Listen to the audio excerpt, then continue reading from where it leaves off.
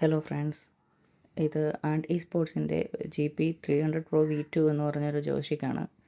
ഇത് ഞാൻ 3 മന്ത്സായിട്ട് യൂസ് ചെയ്തൊരു ജോയ്സ്റ്റിക്കാണ്. അപ്പോൾ ഇതിൻ്റെ ഒരു 3 മന്ത്സ് റിവ്യൂ എന്നുള്ള രീതിയിലാണ് ഞാൻ ഈ വീഡിയോ എടുക്കുന്നത്.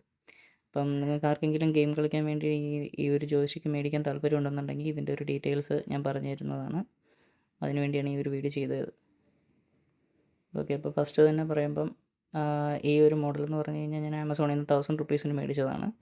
അപ്പം 1000 റുപ്പീസിനകത്ത് വരുന്ന ഒരു ജോയ്സ്റ്റിക്ക് എന്ന നിലയിൽ എനിക്കിതിൻ്റെ ക്വാളിറ്റി നന്നായിട്ട് ഇഷ്ടപ്പെട്ടായിരുന്നു.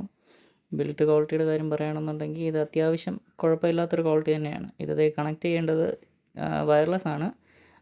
ഈ ഒരു ഡോങ്കിൾ നമ്മൾ PC-യിൽ കണക്ട് ചെയ്ത് കഴിഞ്ഞാൽ ഇത് നന്നായിട്ട് സീംലെസ് ആയിട്ട് കണക്റ്റ് ആവുന്നുണ്ട്. വേറെ സോഫ്റ്റ്വെയർ എക്സ്ട്രാ സോഫ്റ്റ്വെയറോ അതിൻ്റെ ഒന്നും ആവശ്യമില്ല. ഇത് കണക്ട് ചെയ്യുക, നിങ്ങളുടെ ഇത് ഓട്ടോമാറ്റിക്കലി കണക്റ്റ് ആവുന്നതാണ്. 2.5 GHz സ്പീഡാണ്. അപ്പം ഇതിൻ്റെ കണക്ഷനൊക്കെ നല്ല സ്പീഡ് കിട്ടുന്നതുകൊണ്ട് ഡിലേ ഒന്നും നമുക്കങ്ങനെ ഇൻപുട്ട് ഡിലേ വരുന്നില്ല. വയർലെസ് എന്നാണെങ്കിൽ പോലും വയർ കണക്ട് ചെയ്ത പോലെ തന്നെയാണ്. പിന്നെ ഇതിൻ്റെ ഈ ഒരു ജോയ്സ്റ്റിക്കിൻ്റെ കാര്യം പറയുകയാണെന്നുണ്ടെങ്കിൽ ഈ ജോയ്സ്റ്റിക്ക് ചെറുതായിട്ട് ഹാർഡാണ്. പിന്നെ ബട്ടൺ എന്നൊക്കെ പറഞ്ഞു കഴിഞ്ഞാൽ ബട്ടൺ ക്വാളിറ്റി അത്യാവശ്യം കൊള്ളാം. നമുക്ക് റഫായിട്ട് ഗെയിം കളിക്കാൻ വേണ്ടി കൊള്ളാവുന്നൊരു ക്വാളിറ്റി തന്നെയാണ്. പക്ഷേ ഇതാണ്ടേ, ഇത് ഒരു PlayStation 5-ൻ്റെ അല്ലെങ്കിൽ PS5 എന്നല്ല ഞാൻ ഉദ്ദേശിച്ചത്, ഒരു PlayStationൻ്റെ ടൈപ്പ് കൺട്രോളർ ഉണ്ടല്ലോ. അപ്പോൾ അതിൻ്റെ ഒരു രീതിയിലാണ് ഇതിൻ്റെ ഒരു ഡിസൈനൊക്കെ വന്നിരിക്കുന്നത്. അതായത് കയ്യിൽ ഹോൾഡ് ചെയ്യാൻ വേണ്ടി. അതിൻ്റെ ക്വാളിറ്റി ടോട്ടൽ ഡിഫറെൻ്റ് ആണ്. ഈ ബട്ടൺ ക്വാളിറ്റിയും അതും തമ്മിൽ വ്യത്യാസമുണ്ട്. കാരണം ഇത് 1000 റുപ്പീസും മറ്റേത് 6000 ഒക്കെ റേഞ്ച് വരുന്നൊരു സാധനമാണ്. അപ്പോൾ ഇതിൻ്റെ ഒരു ജോയ്സ്റ്റിക്ക്, ഈ ഒരു ജോയ്സ്റ്റിക്ക് എന്ന് പറഞ്ഞു കഴിഞ്ഞാൽ ഒരു അല്പം ഹാർഡാണ്. ഹാർഡെന്ന് പറഞ്ഞു കഴിഞ്ഞാൽ തീരെ ഹാർഡെന്നല്ല. ഇതിപ്പോൾ ഞാൻ കാണിച്ചു തരാം. ഒരു ചെറിയൊരു മൂവ്മെൻറ്റ് നമ്മൾ നോക്കുകയാണെന്നുണ്ടെങ്കിൽ ഇതിൽ ഇത്രയും ഒരു ഫ്രീ പ്ലേ വരുന്നുണ്ട്. ഈ ഒരു മൂവ്മെൻറ്റ് ഉണ്ടോ, ഇത്രയും കഴിഞ്ഞതിന് ശേഷമാണ് ഗെയിമിനകത്ത് നീങ്ങുന്നത്. ഇത്രയും വരെ ഗെയിമിൽ മൂവ്മെൻറ്റ് വരത്തില്ല. അതിന് ശേഷം കുറച്ചുകൂടെ നീക്കുമ്പോഴായിരിക്കും വരുന്നത്. പിന്നെ ഒരു ചെറിയൊരു ഹാർഡായതുകൊണ്ട് ജെർക്ക് പോലത്തെ ഒരു ഫീലുണ്ട്. നമുക്കിത് മൈന്യൂട്ടായിട്ട് എയിം ചെയ്യാനൊക്കെ കുറച്ച് ടഫാണ്.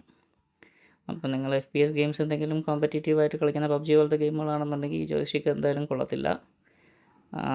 അതിന് വേണ്ടി കൊള്ളത്തില്ല. ബാക്കി അല്ലാതെ ഒരു കോമൺ ഗെയിംസൊക്കെ കളിക്കാൻ കൊള്ളാം. ബട്ടണൊക്കെ നല്ല ക്വാളിറ്റി ഉണ്ട്.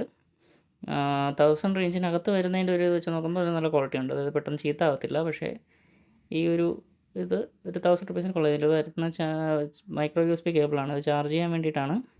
ഇതിന് നല്ല അത്യാവശ്യം നല്ല ബാറ്ററി ബാക്കപ്പ് നിൽക്കുന്നുണ്ട്. ഒരു ഫുൾ ഡേ ഗെയിമിംഗ് എന്നൊക്കെ ആണെങ്കിൽ ഒരു 12 അവേഴ്സ് വരെയൊക്കെ ഇതിന് ചാർജ് നിൽക്കുന്നുണ്ട്. 12 അവേഴ്സ് എന്ന് പറയുമ്പോൾ മാക്സിമം ഒരു 10 to 12 അവേഴ്സ് എനിക്ക് കിട്ടുന്നുണ്ട്. പിന്നെ ഇതിൽ ഹാപ്റ്റിക് ഫീഡ്ബാക്ക് വരുന്നുണ്ട്. അത്ര സ്ട്രോങ് ഹാപ്റ്റിക് ഫീഡ്ബാക്ക് ഒന്നുമല്ല. എന്നാലും നമുക്ക് അത്യാവശ്യത്തിന് ഒരു ഹാപ്റ്റിക് ഫീഡ്ബാക്ക് കിട്ടുന്നുണ്ട്. ഞാൻ ഇപ്പോൾ ഒരു 2 ഡേയ്സ് ആയിട്ട് ഒരു പുതിയ നമ്മുടെ Xboxൻ്റെ സീരീസ് X കൺട്രോളർ ഞാൻ മേടിച്ചായിരുന്നു. അപ്പം ഇതിലെന്ന് പറഞ്ഞു കഴിഞ്ഞാൽ ഇതിന് നല്ല ക്വാളിറ്റി ഉണ്ട്. ഒരു 5000 റേഞ്ച് വരുന്ന ഒരു സാധനം എന്ന് പറയുമ്പം അതിൻ്റേതായ ക്വാളിറ്റി ഉണ്ട്. ഇതിൻ്റെ ബട്ടണൊക്കെ എന്ന് പറഞ്ഞു കഴിഞ്ഞാൽ നല്ല ഒരു ക്വാളിറ്റിയുള്ള ബട്ടണാണ്. അത് പുഷ് ചെയ്യുമ്പോൾ നമുക്കത് എക്സ്പീരിയൻസ് ചെയ്യുമ്പോൾ തന്നെ മനസ്സിലാവുന്നത്. പിന്നെ ഇതിൻ്റെ ജോയ്സ്റ്റിക്ക് നല്ല സ്മൂത്ത് ജോയ്സ്റ്റിക്കാണ്. അത് നമ്മൾ നീക്കുമ്പോൾ തന്നെ അതിൻ്റെ ഒരു പെർഫോമൻസ് അതിനകത്ത് വരുന്നുണ്ട്. അപ്പോൾ ഇതിൻ്റെ ഒരു സാമ്പിൾ കമ്പാരിസൺ ഞാൻ കാണിക്കുന്ന ഒരു വീഡിയോ ഞാൻ ഓൾറെഡി എൻ്റെ ചാനലിൽ ഇട്ടിട്ടുണ്ട്. നിങ്ങൾക്കത് കാണുമ്പോഴത്തേക്കും ഞാൻ പറഞ്ഞത് മനസ്സിലാവും. പിന്നെ ഇതിൻ്റെ ട്രിഗറൊക്കെ നല്ല ബിൽറ്റ് ക്വാളിറ്റി ഉണ്ട് ഈ Xboxൻ്റെ കൺട്രോളർ. ഈ ട്രിഗറൊക്കെ എന്ന് പറഞ്ഞു കഴിഞ്ഞാൽ ഹാപ്റ്റിക് ഫീഡ്ബാക്ക് ഈ ട്രിഗറിലും നല്ല സ്ട്രോങ് ആയിട്ട് അടിക്കുന്നുണ്ട് ഇതിനകത്ത്. അപ്പം Xboxൻ്റെ കൺട്രോളർ അതുകൊണ്ടാണ് ഞാൻ വാങ്ങിച്ചത്. അപ്പോൾ ഇതിൻ്റെ ഒരു ഡീറ്റെയിൽ റിവ്യൂ ഞാൻ കുറച്ച് കാലം കൂടി ഉപയോഗിച്ചതിന് ശേഷം Xboxൻ്റെ റിവ്യൂ ഇടുന്നതാണ്. ഇപ്പം ഈ ഒരു കൺട്രോളർ നോക്കുകയാണെന്നുണ്ടെങ്കിൽ ഇത് PS5 പോലത്തെ ഒരു PS5 എന്നല്ല ഞാൻ ഉദ്ദേശിച്ച PlayStation പോലത്തെ ഒരു കൺട്രോളറാണ് ഹോൾഡ് ചെയ്യാൻ.